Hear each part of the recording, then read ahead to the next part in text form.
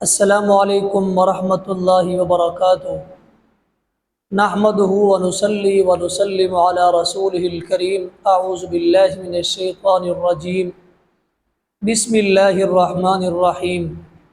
الرجال قوامون علی النساء۔ سامعین ناظرین، سوال یہ ہے ایک عورت کو نبوت کا تاج کیوں نہیں پہنایا گیا؟ جس طرح مرد کو نبوت کا تاج اور نبی بنایا گیا، اسی طرح کسی عورت کو نبی کیوں نہیں بنایا گیا؟ اس کا جواب آپ دیکھیں۔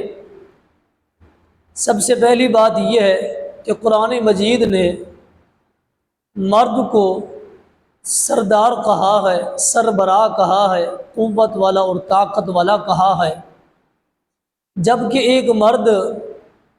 گھر کے اعتبار سے سردار ہے تو یقینی بات ہے قوم کا بھی وہ سردار ہوتا ہے۔ اسی طرح یہ عورت اگر اس کو نبوت ملتی تو یہ بھی ایک قوم کی اور گھر کی یہ سردار ہوتی۔ اب اس کی مثال ایسے سمجھیں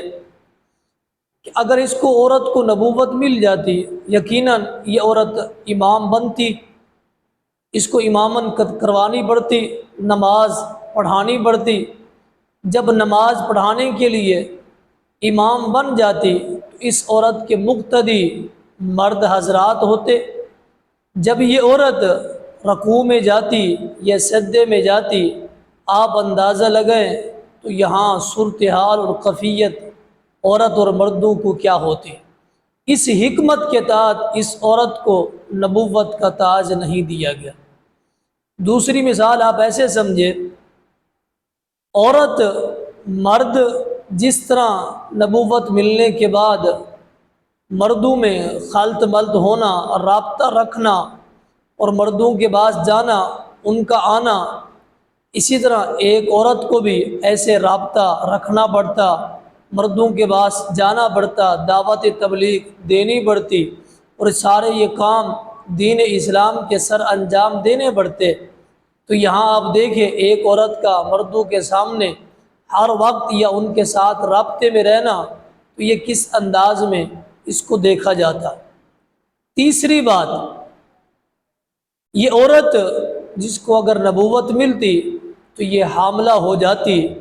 اس حمل کی صورت میں عورت کی کیا کیفیت ہوتی ہے، کیا معاملات ہوتے ہیں، یہ ایام مخصوصہ میں اس کے کیا معاملات ہوتے ہیں، تو یہاں اس عورت کی دین اسلام کی دعوت یا عبادات سے اس کی یہاں چھٹی ہوتی ہے، اس کو رخصت ہوتی ہے، تو یہاں دین اسلام کی اور نبی بننے کے بعد دین اسلام کی دعوت اور تبلیغ وہ کیسے دے سکتی تھی؟ یہ ساری چیزیں اور یہ سارے معاملات ان حکمت کے ساتھ اللہ رب العالمین نے ایک عورت کو نبی کا تاج اور نبوت کا سلسلہ نہیں دیا گیا۔ ہاں یہ بات درست ہے اور یہ بات بالکل عین ہی درست ہے کہ جس طرح مرد برگزیدہ اور اللہ رب العالمین کے ساتھ تعلق بلا میں قائم اور دائم رہے، اسی طرح خواتین بھی اللہ رب العالمین کے ساتھ ان کا تعلق اور تعلق بلا ان کا مضبوط رہا ہے، اور اللہ رب العالمین کی برگزیدہ یہ عورتیں اور اللہ تعالیٰ کی یہ عبادت کرنے والی یہ خواتین، ان کا نام بھی سر فہرست آتا ہے، اور یہ ٹاپ کی اللہ رب العالمین کی یہ عبادت کرنے والی یہ خواتین آتی ہیں، جن کی عبادت کی اور جن کا تعلق اللہ رب العالمین کے ساتھ مضبوط ہونے کی دلیل قرآن مجید دیتا ہے۔ آپ دیکھیں اس میں کوئی شک نہیں ہے، یہ اللہ تعالیٰ کی نیک اور برگزیدہ یہ خواتین بھی گزری ہے۔ اب دیکھیں مثالیں ان کی۔ پہلی عورت جن کی مثال قرآن مجید کے اندر سورۃ آل عمران کے اندر یہ بات درج ہے،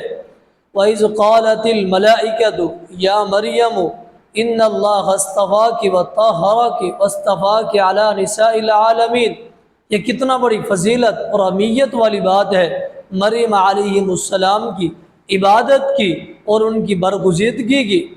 اتنا بڑی فضیلت قرآن نے جن کی گواہی دی ہے۔ دوسری عورت، دوسری خاتون جن کا ذکر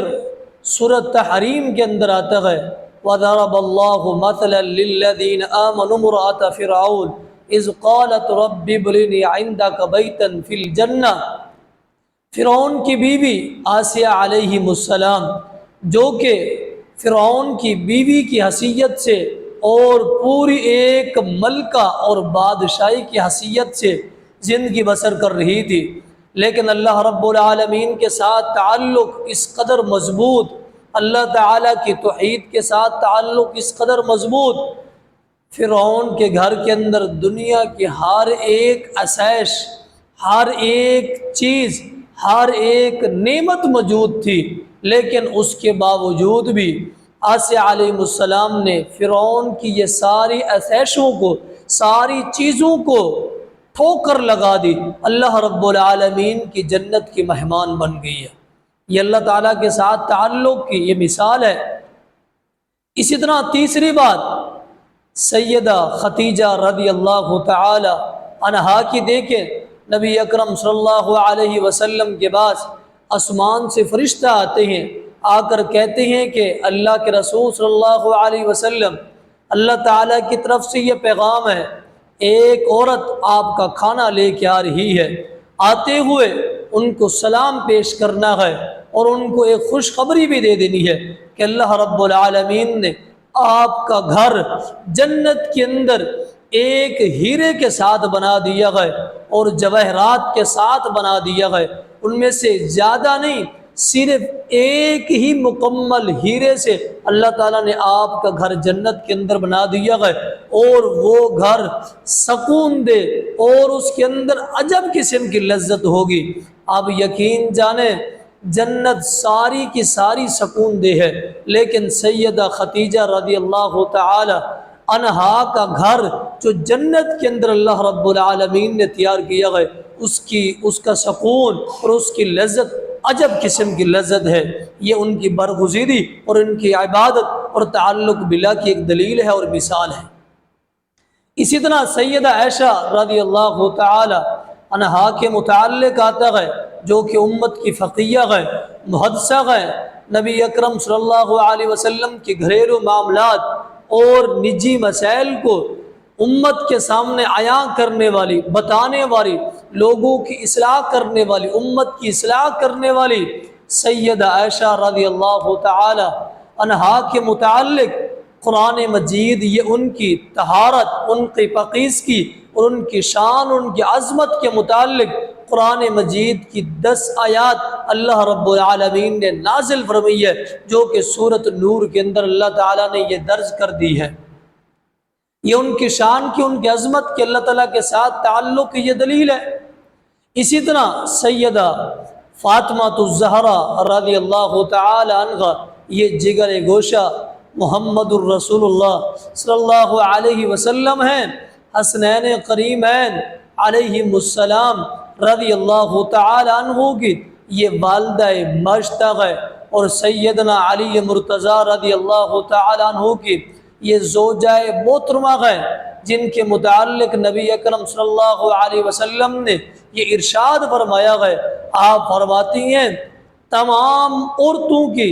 جنت کے اندر جس کو سرداری اللہ رب العالمین نے عطا کی ہے وہ میری بیٹی سیدہ فاطمہ الزہرا رضی اللہ تعالی عنہا ہے۔ اس میں کوئی شک نہیں ہے، اللہ تعالیٰ کی یہ برگزیدہ عورتیں، یہ خواتین، اللہ تعالیٰ کے ساتھ ان کا تعلق اور تعلق باللہ اس قدر مضبوط ہے اور اس قدر پختہ اور طاقتور ہے، عبادت کے اعتبار سے اللہ تعالیٰ نے قرآن مجید کے اندر ان کی گواہی دی ہے عبادت کی، لیکن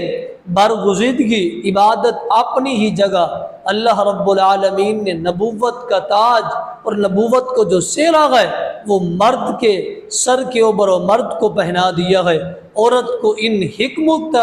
جو میں نے ذکر کر دیا ہے اس حکمت کی وجہ سے عورت کو نبوت کا تاج نہیں دیا گیا ہے۔ وَمَا عَلَيْنَا إِلَّا الْبَلَاغُ الْمُبِينُ۔